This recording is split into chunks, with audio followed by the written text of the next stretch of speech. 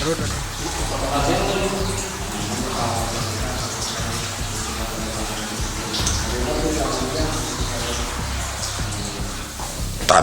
ini kan tanpa konstruksi, tanpa apa-apa ini bisa terbentuk begini dengan kokoh.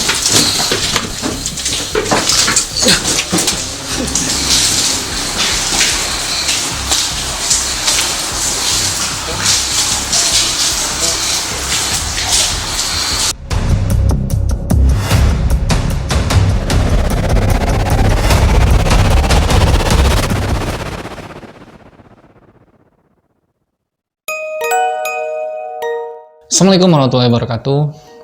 Berjumpa kembali dengan Tidul Misteri. Kali ini Tidul Misteri hadir kembali dalam penelusuran gua yang berada di Kabupaten Sukabumi. Kunjungan kali ini merupakan lanjutan dari episode sebelumnya, di mana episode sebelumnya Tidul Misteri berkunjung ke gua yang memiliki kedalaman 250 meter. Karena kami penasaran, akhirnya di minggu kemarin kami melakukan penelusuran masih di kompleks Gua Siluman. Gua Landak ini memiliki kedalaman sekitar 500 meter. Perjalanan dilakukan pada malam hari sekitar pukul 10 malam. Di lokasi kami disambut oleh pemandu yang memang warga lokal dan melakukan persiapan untuk masuk ke dalam gua. Untuk masuk ke dalam gua kami dibekali oleh headlamp, helm pelindung, dan sepatu boot. Ya, bismillahirrahmanirrahim. Apa keduanya? Ayo, Bang. Ya, oke guys, kita mulai menuruni. Ya. Masuk ke dalam gua, kami menuruni sebuah jurang yang memang telah dibuatkan jalur untuk menuruni jurang tersebut. Di kiri kanannya terdapat banyak pohon, namun tidak mengurangi rasa penasaran kami untuk masuk ke dalam gua Landak tersebut. Tiba di mulut gua, sudah terlihat indahnya gua, di mana gua tersebut memiliki langit-langit yang luas dan lebar, dan stalagmit-stalagmit yang sudah nampak terlihat dari luar. Tim kami terdiri dari saya, Kang Ali Rido, dan Kang Manan berserta Kang Rudi, dan bersama Abah Roges.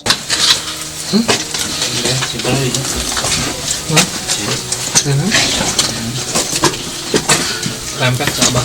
Langsung aja dewa.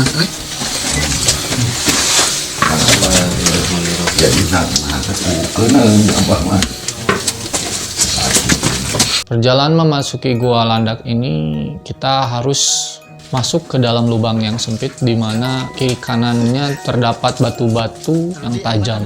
Kita harus hati-hati, Lur, karena memang ketika memasuki Gua Landak ini jalanan licin dan terjal. Kami di situ saling bergantian untuk memantau Abah Roges, karena memang perjalanan ini berisiko tidak hanya untuk Bah Roges, tetapi karena kami semua di sini lebih aware terhadap Bah Roges, kami mengutamakan Bah Roges ini untuk lebih safety masuk ke dalam gua tersebut. Susah untuk menjelaskannya. Yang jelas ini kebesaran Allah. Ini yang sulit, manusia nggak bakal bisa membuat seperti ini. Batu-batu ini nggak bakalan bisa dong.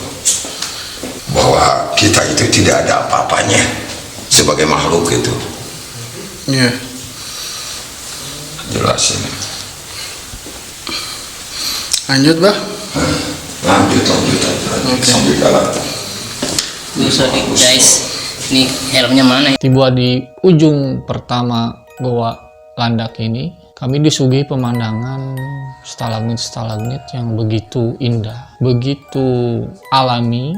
Kami ingat gua tersebut memang sudah ditemukan sekian lama. Semenjak gua tersebut dikelola oleh perhutani, gua tersebut memang diperhatikan dari segi aspek keselamatannya. Air warna. Ini tuh karang-karangnya.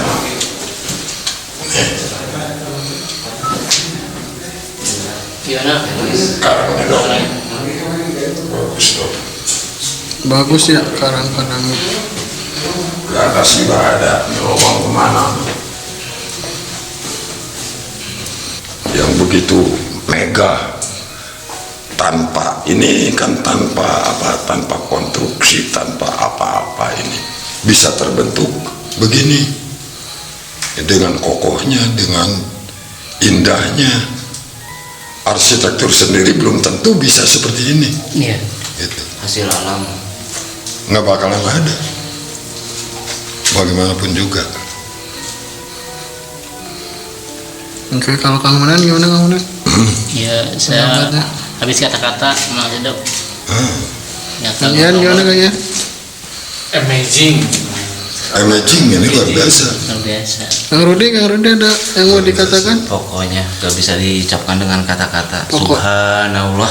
Gua ini memang begitu kental dengan cerita-cerita di baliknya, dimana ketika ditemukan di tahun 1850 oleh seorang bangsawan Belanda, Mr. Moon, dan anaknya Moon Junior, gua ini tampak menyeramkan. Namun kesini pengelolaan yang baik dan memang sarananya juga diperhatikan, akhirnya mengurangi kesan menyeramkan tersebut. Kami di sini banyak berbincang-bincang dengan Mbah Roges mengenai karakteristik gua Landak ini, dimana Gua Landak ini salah satu gua yang berada di kompleks Gua Siluman Bumi Ayu yang memiliki karakteristik. Memang Lur, di kompleks Bumi Ayu tidak hanya memiliki berbagai gua, di sini juga terdapat sebuah air terjun yang memang menjadi ujung dari penelusuran Goa 3000 meter.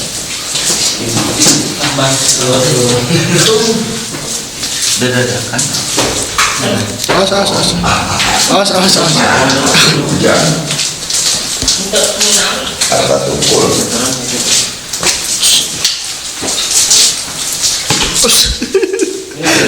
Ini boleh sih. Apa tuh? Ya, gambar gajah. Oh, apa nih? Kayak membentuk gajah. Itu belalainya. Gajah lagi tidur. Ya, Dia belalai. lagi apa? Tungkrep. Tungkrep. Suasana di sana sangat sunyi senyap, disertai banyak kelelawar yang terganggu ketika kami berada karena senter yang kami bawa mungkin menerangi dan mengganggu penglihatan kelelawar tersebut. Kami sangat berhati-hati karena menurut pemandu di sana juga terdapat hewan ular. Kami penasaran dengan cerita di balik penamaan Gua Siluman. Setelah lokasi ini dijadikan tempat syuting film Si Buta dari Gua Hantu, penamaan ini apakah memang untuk menarik wisatawan wisata mistis atau secara gua tersebut memiliki kesan angker. Namun yang kami rasakan ketika memasuki gua ini terlihat kondisinya sangat tenang, terlihat sangat sunyi, walaupun secara perasaan yang kami rasa di sana dihuni mungkin oleh banyak makhluk astral, tetapi kami di sana hanya berpegang teguh. Kami ke sana bukan untuk mengganggu, dan kami merasakan aura-aura negatif yang berada di sana tidak berani mendekat ke kelompok kami. Ya lama perjalanan. Paling nyari bilang gitu. Itu kamu nak kabelan itu. Nyari aja. Dok, kabelan itu. Kesini kemana? Nama buntu. Ke Buntu. Cok bah. Coba cekan. Sok diceklan ya. Ceklan. Iya. Sok. Bisilut. Sok. Kali ini. Senang bang kayak diurut bang. Ayah, Rudi. Tim medis. Ini itu kan Ya, kerja. Rudi. Di orang kumaha ya. Sok dok. Awas. Ada di sini. Kamera tadi. Ya itu. Ceklan bang. Ngomong.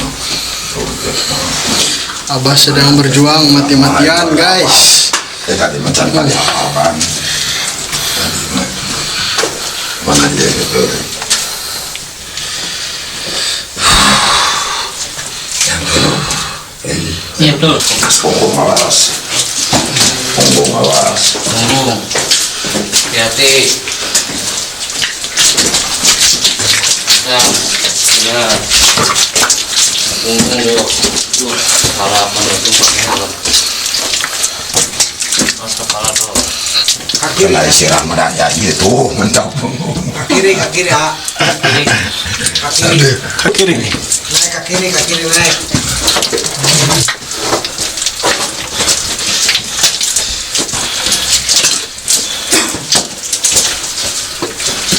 Wah, Kaki kiri. Ah, kaki. Ah, Kaki kanan tayo jalan. saya.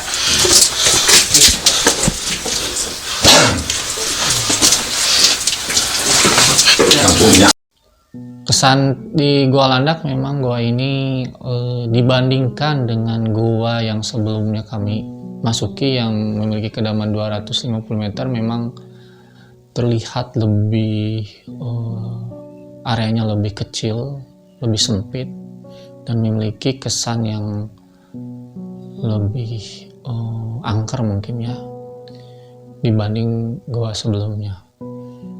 Namun kita yakin ketika kita memasuki sebuah tempat dengan mengingat nama Allah, dengan hati kita tetap berzikir, insya Allah tidak akan terjadi apa-apa. Dan itu kami buktikan ketika masuk ke Gua Landak ini dengan mitos-mitos yang ada sebelumnya, dengan cerita-cerita sebelumnya, tapi kami tidak merasakan apa-apa ketika masuk ke sana.